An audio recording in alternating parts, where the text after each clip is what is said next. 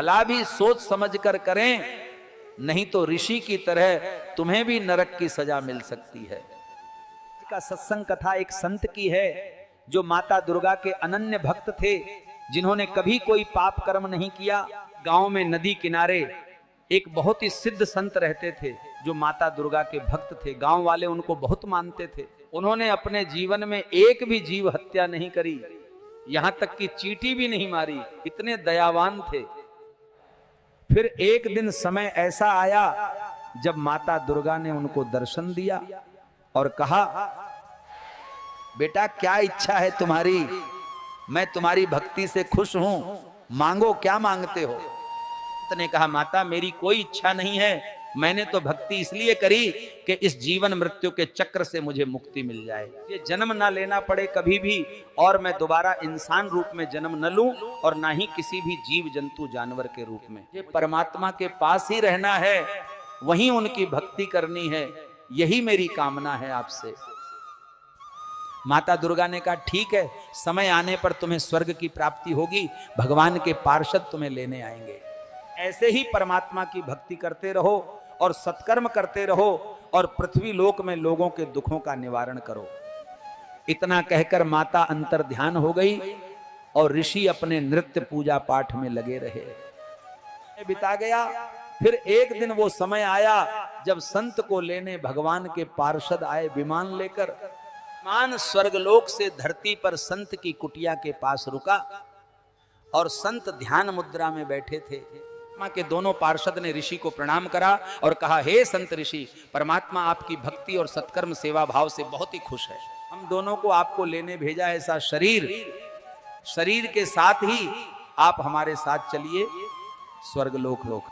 संत ऋषि ने भगवान के दोनों पार्षदों को प्रणाम करा और दोनों पार्षद से कहा, ये परमात्मा के पार्षदों, इंसान को और क्या चाहिए? उसको मुक्ति चाहिए ताकि उसको ये जन्म और मृत्यु का चक्र खत्म हो जाए। आज मेरी परमात्मा के प्रति भक्ति सफल हुई है और मुझे स्वर्ग की प्राप्ति हुई।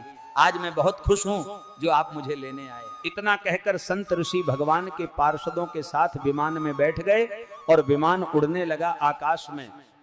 विमान आकाश में उड़ रहा था। भगवान के पार्षद ऋषि को लेकर आकाश मार्ग से जा रहे थे। कुछ दूरी पर जाने के बाद संत ऋषि को बहुत जोरों की पानी की प्यास लगती है। फिर ऋषि पार्षदों से विनती करते हैं और कहते हैं, हे पार्षदों, मुझे पानी की प्यास लग रही है, नीचे नदी दिख रही है और आप कुछ पाल के लिए अपना विमान धरती पर नीचे नदी के पास ले चले ताकि मैं नदी में से पानी पीकर अपनी प्यास को शांत कर सकूं, फिर हम आगे चलते हैं। इतना सुनते ही परमात्मा के पार्षदों ने विमान को नदी के किनारे धरती पर नीचे रोक दिया। फिर संत ऋषि विमान से उतरे और नदी की तरफ पानी पीने चल दिए। जैसे ही वो नदी के किनारे पास में पहुंचे, उन्होंने देखा कि नदी के किनारे एक सांप और एक मेंढक एक दूसरे को देख रहे हैं।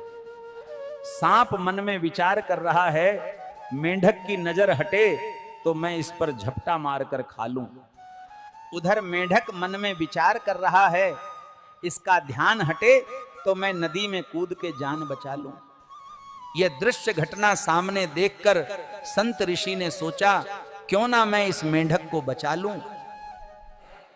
जाते जाते क्यों ना एक और पुण्य कमा लो और इस मेंढक की जान बचा लूं। संत ने विचार करके पास में से एक छोटा पत्थर उठाया और सांप और मेंढक के बीच में पानी में उस पत्थर को फेंक दिया।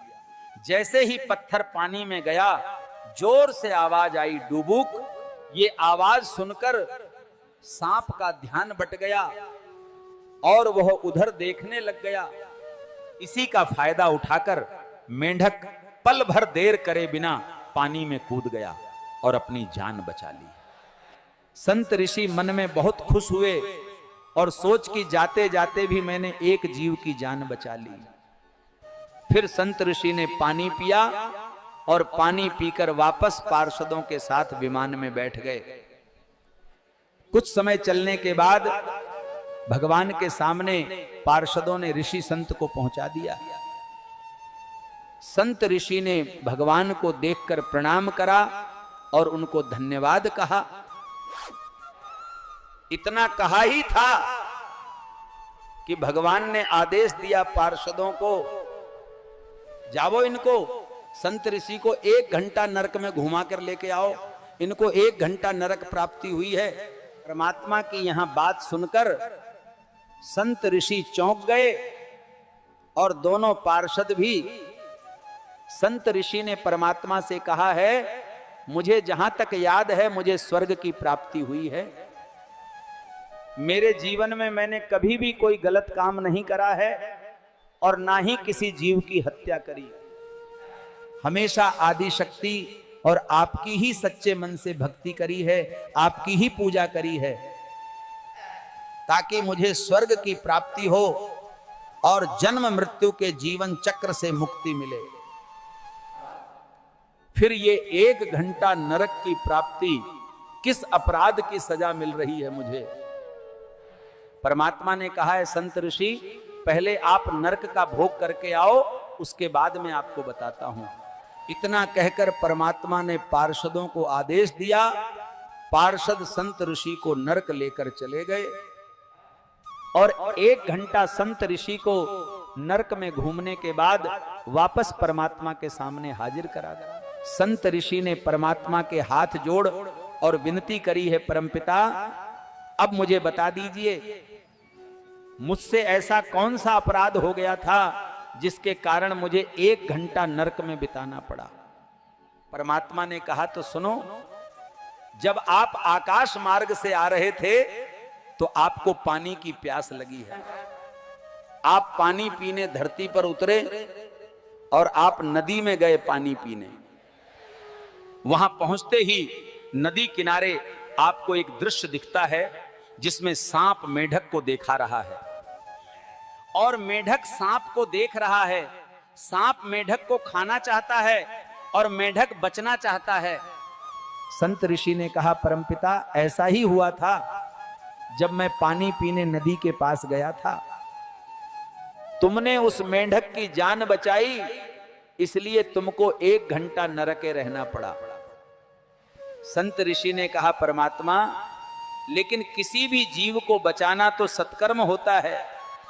परमात्मा ने कहा, वो मेंढक उस सर्प का भोजन था और उसका मरने का समय आ गया था। उस दिन वह सर्प भूखा ही रहा और अगले दिन वहां मृत्यु को प्राप्त हो गया। ये मेरे द्वारा बनाए गए प्रकृति नियम है, मैंने ही सब जीवों को एक दूसरे का पूरक बनाया है। अगर मृत्युलोक में ये सुरक्षा चक्र नहीं बनता तो पृथ्वी पर सारे जानवर की भरमार रहती है।